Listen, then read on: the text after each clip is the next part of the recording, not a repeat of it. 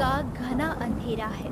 आसमान में भयानक बादलों की गड़गड़ाहट गूंज रही है और मूसलाधार बारिश हो रही है। दो बहनें आमने सामने खड़ी हैं। तभी आसमान से सफेद परों वाली एक चिड़िया नीचे उतरती है। उसके पंख बर्फ जैसे सफेद और चमकदार हैं। जैसे ही वो अपने पंख फड़फड़ाती है, हवा से सोने के चमकीले मोती गिरने लगते हैं। दीदी, देखो, आखिरकार वो समय आ ही गया। मैंने जो सुना था वो सच था। आसमान से सोने के मोती गिर रहे हैं। ये मोती हमारे हैं दीदी। अब हमारी सारी गरीबी दूर हो जाएगी। नहीं तनु, ठहर जा, मुझे इसमें कुछ अजीब लग रहा है।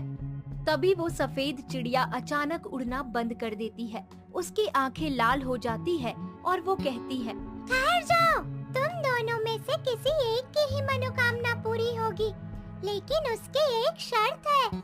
जो इस बरसते पानी में इस सोने के मोती को अपने हाथों में लेकर उस खौफनाक काल नदी के बीचों बीच खिले ब्रह्मा कमल के पुष्प में स्थापित कर देगी, उसे की हर अधूरी इच्छा पूरी होगी। अच्छा, तो मुझे ये शर्त मंजूर है। ये मोती सिर्फ मेरा है। दीदी, तुम पीछे हटो। मुझे राघव से शादी करनी है और इसके लिए मुझे बहुत सारा दहेज चाहिए। अब यही मोती मेरी किस्मत बदल देगा। नहीं तनु, ऐसा मत कर। मेरी बात समझ। देख, विक्रम की जान खतरे में है। वो एक रहस्यमयी बीमारी से मर रहा है। मुझे उस ब्रह्मा कमल की बहुत जरूरत है, इसलिए तू मुझे जाने दे। मुझे जाने दे तनु, मुझे जाने दे। अपनी झूठी मोहब्बत का रोना मेरे सामने मत रो दीदी। तुम्हारी और तुम्हारे आशिक की किस्मत में अगर मरना लिखा है तो मैं क्या करूं? और ये मोती मेरा है और हमेशा मेरा ही रहेगा, समझी? तनु पूरी ताकत से काव्या को पीछे धक्का मारती है, जिससे काव्या पत्थरों पर गिर जाती है। वहीं तनु सीधे उफनती हुई काल नदी के काले पानी में कूद जाती है। तनु, नहीं, रुक जा! जैसे ही तनु पानी में कूदती है, पूरी नदी का पानी कोयले की तरह काला पड़ जाता है और तनु अचानक गायब हो जाती है।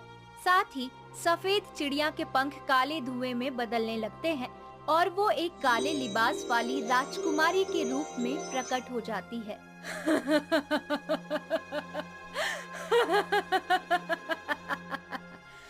अब कोई वापस नहीं आएगा। लालच की इस आग में सब जलकर खाक हो जाएंगे, क्योंकि मेरे प्रतिशोध की शुरुआत हो चुकी है। जिसने मुझे तड़पाया है, अब वो अपनी आखिरी सांसें गिनेगा, अपनी आखिरी सांसें।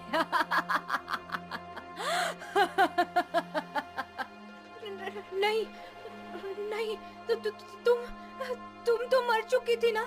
तुम नहीं हो सकती। नहीं। तभी डर और सदमे के मारे काव्या वहीं बेहोश होकर गिर जाती है। कुछ समय पहले गोविंद नगर गांव का पूरा गांव भीषण सूखे की चपेट में था। कहीं जमीनें फट चुकी थी तो कहीं कुएं सूख चुके थे। लोग बूंद बूंद पानी के लिए तरस रहे थे। चारों ओर सिर्फ धूल और सन्नाटा पसरा था, जिसके कारण गांव वाले भीषण गर्मी से बेहाल हो चुके थे। अरे भाई, पता नहीं ये गर्मी कब खत्म होगी। मुझे तो लगता है ये गर्मी हमें मार कर ही दम लेगी। सही कह रहे हो भाई, इस गर्मी ने तो वाकई बहुत बेहाल कर दिया है। बस अब और नहीं सहा जाता। हे भगवान, किसी तरह बरसात हो जाए। तभी वहाँ एक अजीब सा नजूमी आता है। सावधान हो जाओ गांव वालों, अपनी आंखों पर बंधी लालच और पाप की पट्टी को हटा दो, क्योंकि इस गांव पर काले पानी का भयंकर संकट आने वाला है। फिर शुरू होगा मौत का तांडव और इस तबाही को सिर्फ और सिर्फ एक पवित्र हृदय वाली कन्या ही रोक सकेगी। ए ढोंगी नजूमी, अपनी ये बकवास भविष्यवाणी कहीं और जाकर सुना। यहाँ पहले ही पानी नहीं है और तू हमें काले पानी से डरा रहा है। भाग यहाँ से, हमारे पास तेरे अंधविश्वास सुनने का समय नहीं है। हाँ हाँ मुखिया जी, लगता है धूप के मारे इसका दिमाग सटक गया है। चलो भाई, अपने अपने काम पर ध्यान दो। हंस लो जितना हंसना है हंस लो, लेकिन याद रखना जब आसमान से काले बादल बरसेंगे ना, तब तुम्हारे पास रोने के लिए आंखें भी नहीं बचेगी, क्योंकि नियति अपना खेल शुरू कर चुकी है। इतना कहकर नजूमी वहाँ से चला जाता है। कुछ दिन बीत जाते हैं, लेकिन बरसात नहीं होती। भीषण गर्मी के कारण लोग बीमार पड़ने लगते हैं। भगवान इंद्रदेव तो बरसने का नाम ही नहीं ले रहे हैं, और न ही गांव में पानी बचा है। अब क्या करूं? लगता है इस गंदे पानी को ही किसी तरह पीने लायक बनाना होगा, वरना हम सब प्यास से मर जाएंगे। तभी भोला जैसे ही नदी का पानी भरने के लिए उसमें हाथ डालता है, उसका हाथ अचानक काला पड़ने लगता है। अरे ये क्या? मुझे क्या हो रहा है? मैं काला कैसे पड़ रहा हूँ? अरे भोला, ये क्या हो गया तुझे? तू अचानक काला कैसे पड़ गया? तभी अचानक जिन जिन लोगों को भोला पहले छू चुका होता है, वे सभी उसी की तरह काले पड़ने लगते हैं। देखते ही देखते ये रहस्यमयी बीमारी एक दूसरे में फैलने लगती है। उसी गांव में एक गरीब लोहार की 2 बेटियां काव्या और तनु रहती थीं। दीदी, तुम हर वक्त उस विक्रम के लिए क्यों रोती रहती हो? हाँ, अरे वो खुद तो बीमार है ही, तुम्हें भी कंगाल बना देगा। खैर, तुम मुझे देखो दीदी, राघव ने मुझसे वादा किया है कि वो मुझे अपनी रानी बनाकर रखेगा। रानी। तनु, पैसा ही सब कुछ नहीं होता। और क्या राघव के पिता, क्या वो मानेंगे? वो तो बहुत बड़े जमींदार हैं। अरे मानेंगे क्यों नहीं, बस वो भारी दहेज मांग रहे हैं। अगर कहीं से पिताजी के पास धन आ जाए ना, तो मैं राघव की दुल्हन बन जाऊंगी। फिर मुझे इस मनहूस और गरीब घर से हमेशा हमेशा के लिए मुक्ति मिल जाएगी। हाँ। तनु अपने सुनहरे सपनों में खोई रहती है। कुछ देर बाद दूसरी तरफ बीमार विक्रम अपने बिस्तर पर लेटा होता है। तभी वहाँ काव्या आती है। काव्या, लगता है मेरी आखिरी घड़ी नजदीक है। वैद्य जी ने भी हाथ खड़े कर दिए हैं, और अब सिर्फ वो चमत्कारी ब्रह्म कमल ही मेरी जान बचा सकता है। तो बताओ ना विक्रम, वो फूल मुझे कहाँ मिलेगा? मैं तुम्हारे लिए उसे लेकर आऊंगी। हाँ। काव्या, वो फूल काल नदी के बीचों बीच खिलता है, लेकिन क्या वाकई तुम मेरे लिए वो फूल लाओगी? हाँ विक्रम, मैं तुम्हारे लिए अपनी जान भी दे सकती हूँ। फिर वो काल नदी क्या है, मैं वहाँ जरूर जाऊंगी, चाहे मुझे मौत से ही क्यों न लड़ना पड़े। मैं तुम्हें कुछ नहीं होने दूंगी विक्रम, कुछ भी नहीं। काव्या वहाँ से चली जाती है। तभी अचानक विक्रम हंसने लगता है। हाँ काव्या, जाओ उस ब्रह्म कमल को मेरे लिए लेकर आओ, ताकि इस बार उस फूल की अमर शक्ति सिर्फ मेरी हो। उससे मैं सब कुछ हासिल करूंगा। इतना कहकर विक्रम फिर से हंसते हुए लेट जाता है, लेकिन उसे इस बात का बिल्कुल अंदाजा नहीं होता कि राघव उसकी सारी बातें सुन चुका है। राघव तुरंत तनु के पास पहुंचता है। अरे राघव, तुम यहाँ? हाँ तनु, मैं तुम्हें यही बताने आया हूँ कि अगर तुमने मुझसे विवाह करना है तो तुम्हें पैसों का इंतजाम करना ही पड़ेगा। हाँ राघव, लेकिन तुम जानते हो कि पिताजी की इतनी आमदनी नहीं है। फिर वो मुझे इतना दहेज कैसे देंगे? देखो तनु, अगर मैं तुमसे कहूँ कि एक ऐसा रास्ता है जिससे तुम और मैं दोनों धनवान हो सकते हैं, तो क्या तुम वो करोगी? हाँ हाँ, क्यों नहीं राघव, मैं तुमसे विवाह करने के लिए कुछ भी करूँगी। बताओ मुझे क्या करना होगा? तभी राघव धीरे से तनु के कान में उस चमत्कारी फूल को हासिल करने का रास्ता बताता है। ये सुनते ही तनु तुरंत वहाँ से निकल जाती है। दूसरी ओर रास्ते से गुजरते समय रुद्र नाम के एक युवक की नजर रोती हुई काव्या पर पड़ती है। क्या हुआ बहन, तुम रो क्यों रही हो? तभी काव्या उसे गांव के हालात और विक्रम की बीमारी के बारे में सब कुछ बता देती है। घबराओ मत, इस तरह हार मानकर आंसू बहाने से मुसीबत कम नहीं होती। आप कौन है भाई, और इस अभागी गांव में क्यों आए हैं? ये चारों तरफ सिर्फ मौत का साया है, सिर्फ मौत का। एक अजीब बीमारी लोगों को निगल रही है, और मेरा विक्रम भी दम तोड़ रहा है। बहन, मेरा नाम रुद्र है। मैं इस बीमारी की जड़ तक पहुंचने आया हूँ, और जहाँ तक मैं समझ पाया हूँ, ये कोई साधारण बीमारी नहीं है, बल्कि इसके पीछे किसी बुरी ताकत का हाथ है। तभी अचानक दिन के उजाले में अंधेरा छा जाता है। अगले ही पल काले पानी की अजीब बारिश शुरू हो जाती है। ये दृश्य देखकर पूरा गांव हैरान रह जाता है। अरे ये क्या, बारिश तो आ गई, लेकिन ये कैसा पानी है? ये प्राकृतिक बारिश नहीं है, बल्कि किसी काले जादू का असर है। इससे पहले कि इस बारिश का पानी लोगों पर पड़े, आप सब तुरंत अपने अपने घरों में चले जाइए। सभी गांव वाले रुद्र की बात मानकर अपने अपने घरों में चले जाते हैं। बहन, अब तुम भी जल्दी से अपने घर चली जाओ, मैं भी चलता हूँ। इतना कहकर रुद्र तुरंत वहाँ से चला जाता है। नहीं, मैं घर नहीं जा सकती। मुझे ब्रह्म कमल हासिल करना है। मुझे अपने विक्रम को बचाना है। इसीलिए मैं काल नदी के पास जरूर जाऊंगी, जरूर जाऊंगी। तभी काव्या भी उस काली रात में बरसती काली बारिश के बीच काल नदी की ओर चल पड़ती है। वहाँ पहुँचकर वो तनु को पहले से मौजूद देखकर हैरान रह जाती है। तनु, तुम यहाँ क्या कर रही हो? मुझे लगता है दीदी तुम्हें भी उस फूल की भनक लग गई है। खैर, मैं यहाँ ब्रह्म कमल का फूल हासिल करने आई हूँ और तुम तो जानती ही हो कि मुझे इसकी जरूरत क्यों है। तभी आसमान से सफेद परों वाली एक चिड़िया नीचे उतरती है। उसके पंख बर्फ जैसे सफेद और चमकदार हैं। जैसे ही वो अपने पंख फड़फड़ाती है, हवा से सोने के चमकीले मोती गिरने लगते हैं। तनु पूरी ताकत से काव्या को पीछे धक्का मारती है, जिससे काव्या पत्थरों पर गिर जाती है। वहीं तनु सीधे उफनती हुई काल नदी के काले पानी में कूद जाती है। तनु, नहीं, रुक जा! है। उसी समय भोला और रामू वहाँ पहुँच जाते हैं। अरे ये क्या, ये तो काव्या बिटिया है। अरे बेटी, उठो उठो। अरे क्या हुआ? रामू, हम तो अपनी बीमारी के कारण इसे हाथ भी नहीं लगा सकते। उठो बेटी काव्या। तभी भोला की तेज आवाज सुनकर काव्या को होश आ जाता है। भोला काका, अब वो किसी को नहीं छोड़ेगी। भोला काका, वो आ गई है। वो मुझे भी मार देगी। नहीं, तुम मेरे पास मत आना। भोला काका, बचाइए मुझे। भोला काका, बचाइए मुझे। उसने तनु को मार दिया। अब वो मुझे भी मार डालेगी। मुझे भी मार डालेगी। अरे बेटी, तू ये सब क्या कह रही है और किसकी बात कर रही है? यहाँ तो कोई भी नहीं है। लगता है इतने दिनों की गर्मी ने इसके दिमाग पर असर कर दिया है, तभी ये पागलों की तरह बातें कर रही है। ए काव्या, चल वापस अपने घर जा, यहाँ कोई नहीं है। इतना कहकर दोनों वहाँ से चले जाते हैं, लेकिन काव्या को वो घूंघट वाली कन्या हर जगह दिखाई देने लगती है। मैं पागल नहीं हूँ, मेरी आँखों ने सब देखा है। वही पानी को काला कर रही है, वही बदला ले रही है।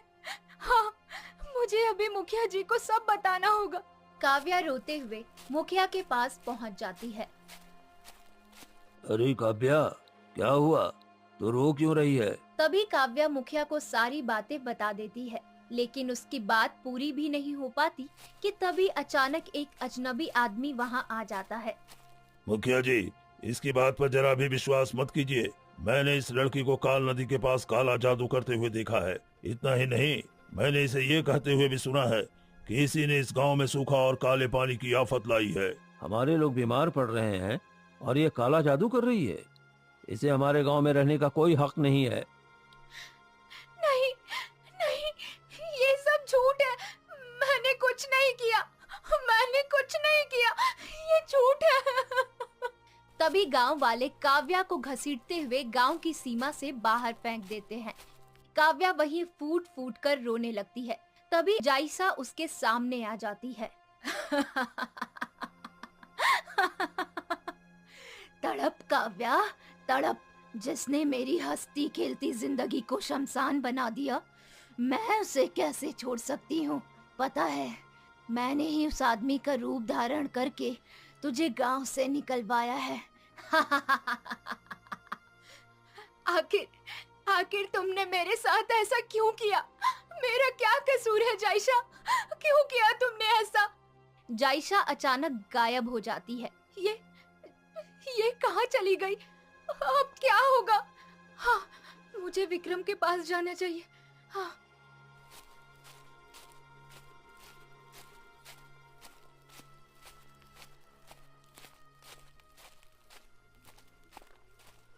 काव्या, क्या तुम वो ब्रह्म कमल का फूल ले आई हो?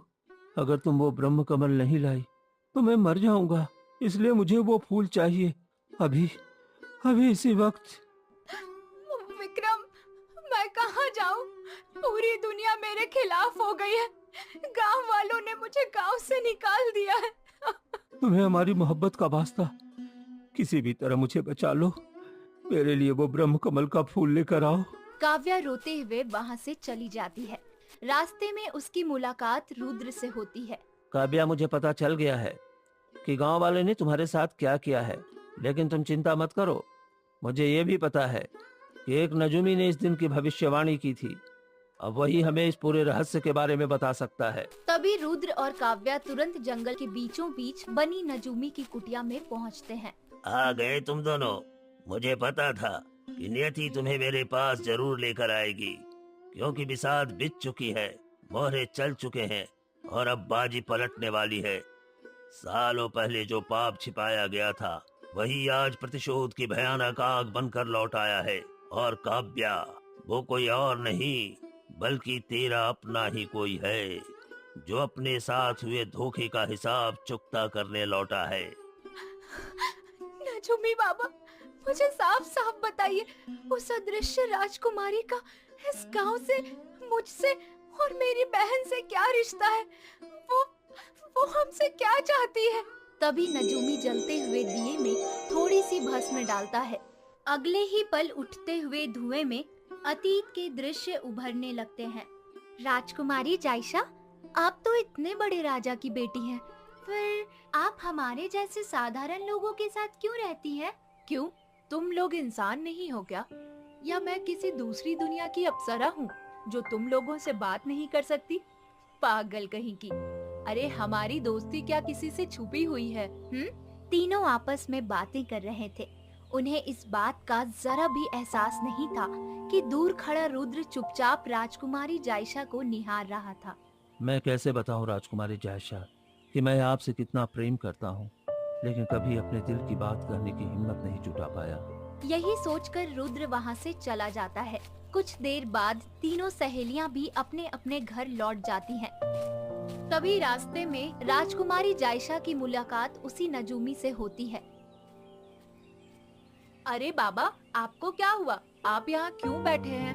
राजकुमारी, मैं बहुत प्यासा हूँ। आसपास कहीं पानी नहीं मिला, इसलिए थक कर यहाँ बैठ गया। ओह बाबा, अगर आप प्यासे हैं तो लीजिए, पानी पीजिए। जायशा जैसे ही उन्हें पानी देने के लिए अपना हाथ आगे बढ़ाती है, उनका हाथ अनजाने में नजूमी के हाथ से टकरा जाता है। उसी क्षण नजूमी गंभीर स्वर में कहता है, राजकुमारी जायशा, आप कोई साधारण कन्या नहीं है।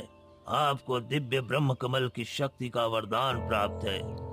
जो कोई भी उस ब्रह्म कमल को प्राप्त कर ले, उसे अमरता और ब्रह्मांड की अपार शक्तियां मिल सकती हैं। इसलिए अपने इस वरदान को कभी किसी गलत हाथों में मत जाने दीजिएगा। इतना कहकर नजूमी वहाँ से चला जाता है,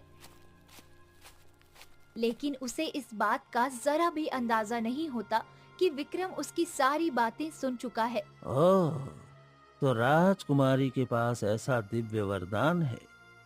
अगर वो ब्रह्म कमल का पुष्प मुझे मिल जाए तो मैं सब कुछ हासिल कर सकता हूँ।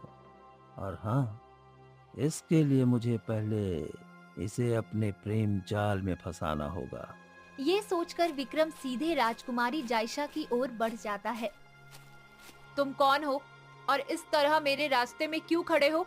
इसलिए राजकुमारी, क्योंकि मैं आपसे प्रेम करता हूँ। मैं कब से अपने दिल की बात आपको बताना चाहता था, लेकिन कभी हिम्मत नहीं जुटा पाया। मगर आज मैं अपने दिल की बात कहे बिना नहीं जाऊंगा। इतना कहकर विक्रम अपने प्रेम का इजहार करता है, लेकिन उसकी बातें सुनकर राजकुमारी बिना कुछ कहे वहाँ से चली जाती है। इसके बाद वो रोज उसके रास्ते में आने लगता है। धीरे धीरे उसकी मीठी बातों का असर होने लगता है और एक दिन आखिरकार राजकुमारी उसका प्रेम स्वीकार कर लेती है। विक्रम, आखिरकार तुमने मुझे अपने प्रेम पर विश्वास दिला ही दिया। ये तो होना ही था, क्योंकि मेरा प्यार सच्चा था। अब हम दोनों कभी अलग नहीं होंगे। इसके बाद दोनों रोज मिलने लगे, लेकिन एक दिन अचानक रास्ते में राजकुमारी जायशा की मुलाकात रुद्र से हो जाती है। हे सुंदरी, अच्छा हुआ कि तुम यहीं मिल गई। आज मैं तुम्हें अपनी दिल की बात बताना चाहता हूँ। मेरा नाम रुद्र है। मैं तुमसे आज से नहीं बल्कि बहुत समय से प्रेम करता हूँ, लेकिन कभी हिम्मत नहीं जुटा पाया। अब तुम्हारे बिना रहा नहीं जाता। क्या तुम मुझसे विवाह करोगी? रुद्र की बात सुनकर राजकुमारी जायसा कुछ पल के लिए हैरान रह जाती है। फिर शांत स्वर में कहती है, मुझे नहीं पता कि तुम कौन हो और कब से मुझसे प्रेम करते हो, लेकिन मैं तुम्हें नहीं जानती और वैसे भी मैं विक्रम से प्रेम करती हूँ और उसी से विवाह करूंगी। ये सुनकर रुद्र का दिल टूट जाता है। वो बिना कुछ कहे वहाँ से चला जाता है। कुछ दिन बीत जाते हैं। फिर एक दिन तनु विक्रम और राजकुमारी को साथ देख लेती है। अरे, ये विक्रम राजकुमारी के साथ क्या कर रहा है? ये तो काव्या दीदी से प्रेम करता है। इसका मतलब ये उन्हें धोखा दे रहा है। तनु ये सब सोच ही रही होती है कि तभी राजकुमारी वहाँ से चली जाती है। उसके जाते ही तनु विक्रम के पास पहुँचती है। अरे तनु, तुम यहाँ? हाँ विक्रम, देखो, मुझसे झूठ मत बोलना, क्योंकि मैंने सब कुछ अपनी आँखों से देखा है। जब तुम राजकुमारी से प्रेम करते हो तो फिर मेरी बहन से प्रेम का नाटक क्यों कर रहे हो? नहीं नहीं, मैं इसे सच नहीं बता सकता। मुझे इसे झूठ बोलना ही होगा। बताओ विक्रम, तुमने ऐसा क्यों किया? ओ तनु, राजकुमारी को तो मैंने सिर्फ उसके धन दौलत और राज्य के लिए फंसाया है। वैसे भी मैं प्रेम तो सिर्फ काव्या से करता हूँ। जब राजकुमारी का राज्य और उसका धन दौलत मेरा हो जाएगा, तब तुम्हारी बहन और तुम दोनों ऐश करोगी, खूब ऐश करोगी। ओह, तब तो ठीक है। वैसे तुम्हारी योजना बुरी नहीं है विक्रम। वैसे भी मुझे भी ये गरीबी भरी जिंदगी बिल्कुल पसंद नहीं। इतना कहकर तनु वहाँ से चली जाती है। लेकिन उसे क्या पता था कि थोड़ी ही दूरी पर खड़ी राजकुमारी जायसा उनकी सारी बातें सुन चुकी थी।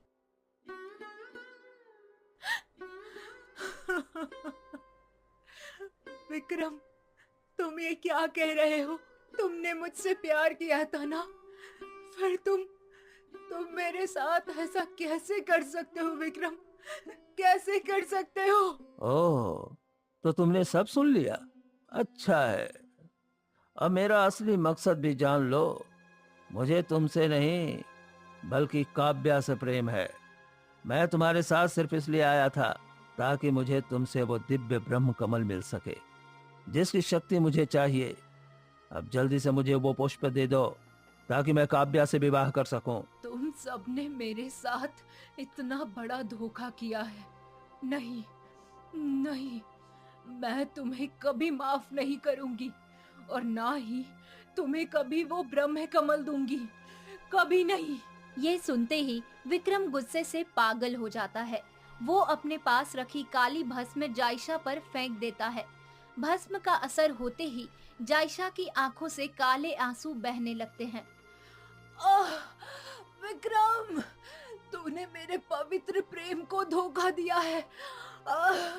मैं तुझे कभी माफ नहीं करूंगी, कभी नहीं। जिस झरने के किनारे तूने मेरे सच्चे प्रेम का कत्ल किया है, मैं श्राप देती हूँ कि यही जल एक दिन काल नदी बन जाएगा और जब तू इस ब्रह्म कमल को पाने की साजिश करेगा, मैं स्वयं काल बनकर लौटूंगी। इतना कहकर राजकुमारी अचानक गायब हो जाती है। ये देखकर विक्रम डर कर वहाँ से भाग जाता है, लेकिन उसके जाते ही वहाँ सफेद परों वाला एक दिव्य पक्षी प्रकट होता है जिसमें राजकुमारी की आत्मा समा जाती है। इसका मतलब राजकुमारी के साथ इतना बड़ा अन्याय हुआ। हाँ, लेकिन उस दिव्य वरदान के कारण वो अमर होकर अदृश्य राजकुमारी बन गई, इसलिए काव्या ही उसे देख पा रही है। और आज वही विक्रम उस काल नदी के किनारे ब्रह्म कमल को हासिल करने आएगा। हाँ काव्या, लेकिन अब बहुत हो चुका है। पाप का घड़ा भर चुका है। आज उस दुष्ट विक्रम के पापों का अंत होगा। चलो, काल नदी की ओर चलो। इतना कहकर दोनों काल नदी की ओर चल पड़ते हैं। उधर नदी के बीचों बीच दिव्य प्रकाश से चमकता हुआ ब्रह्म कमल तैर रहा होता है। तभी वहाँ विक्रम भी पहुँच जाता है। आखिर वो रात आ ही गई। आज ब्रह्म कमल की शक्ति मेरी होगी। अब मुझे कोई नहीं रोक सकता। बेचारी काव्या, मैंने तो उसका सिर्फ इस्तेमाल किया। विक्रम की आंखों में लालच साफ दिखाई दे रहा था। वो ब्रह्म कमल की ओर बढ़ता है। तभी काव्या और रुद्र भी वहाँ पहुँच जाते हैं। जैसे ही विक्रम फूल को छूने के लिए हाथ बढ़ाता है, अचानक राजकुमारी जायशा उसके सामने प्रकट हो जाती है। रुक जा विक्रम, तेरा नाटक अब खत्म हो चुका है। तेरा खौफनाक सच मेरे सामने आ चुका है। अब जायशा तुम्हें जिंदा नहीं छोड़ेगी। ओह, तो तुझे भी सब पता चल गया मूर्ख लड़की। लेकिन अब कोई फर्क नहीं पड़ता। आज मैं हर हाल में इस ब्रह्म कमल को हासिल करके रहूंगा। विक्रम, सालों पहले तूने एक बेगुनाह का विश्वास तोड़ा था, पता है? राजकुमारी जैसा ही मेरा पहला और सच्चा प्रेम थी। तूने मेरे प्रेम को दर्द दिया। अब मैं तुझे जिंदा नहीं छोड़ूंगा। मुझे छोड़ेगा? पहले खुद तो बचकर दिखा। तभी विक्रम अपने पास रखी काली भस्म रुद्र पर फेंक देता है। लेकिन उसी क्षण राजकुमारी जायशा अपने दिव्य वरदान का प्रयोग करती है और उस भस्म को पलटकर वापस विक्रम पर ही भेज देती है। भस्म का प्रभाव होते ही विक्रम चीखते हुए गायब हो जाता है। उसी पल जायशा भी अपने श्राप से मुक्त हो जाती है। राजकुमारी, मुझे माफ कर दीजिए राजकुमारी। मैंने कुछ भी नहीं किया था। मुझे तो सच्चाई का जरा भी पता नहीं था। तनु और विक्रम ने ही मुझसे कहा था कि आप विक्रम से प्रेम करती थी। मुझे माफ कर दीजिए। कोई बात नहीं काव्या, इसीलिए तो मैंने तुम्हें कभी नुकसान नहीं पहुंचाया, क्योंकि तुम निर्दोष थी। और रुद्र, मुझे भी माफ कर दो। मैंने तुम्हारे सच्चे प्रेम को ठुकरा दिया था, फिर भी तुमने मेरी रक्षा के लिए अपनी जान की बाजी लगा दी। जिस प्रेम में अपने प्रिय के लिए जान की बाजी न लगाई जाए, वो प्रेम कैसा राजकुमारी? लेकिन आप अचानक ठीक कैसे हो गईं? मुझे तभी मुक्ति मिल सकती थी जब पूरी सच्चाई काव्या के सामने आती और कोई निष्काम सच्चे दिल वाला इंसान मुझे बचाने आता। और आज वही हुआ। इसीलिए मैं इस श्राप से मुक्त हो गई हूँ। जहाँ तक उस रहस्यमयी बीमारी की बात है, तो वो मैंने ही फैलाई थी। लेकिन अब सब समाप्त हो चुका है। रुद्र, क्या अब तुम मुझसे विवाह करोगे? ये भी कोई पूछने वाली बात है? मैंने न जाने कब से इस दिन का इंतजार किया है। इसके बाद रुद्र और राजकुमारी जायशा का धूमधाम से विवाह होता है। उनके मिलन के साथ ही काल नदी का श्राप हमेशा के लिए समाप्त हो जाता है और गोविंद नगर में फिर से सुख, शांति और खुशहाली लौट आती है।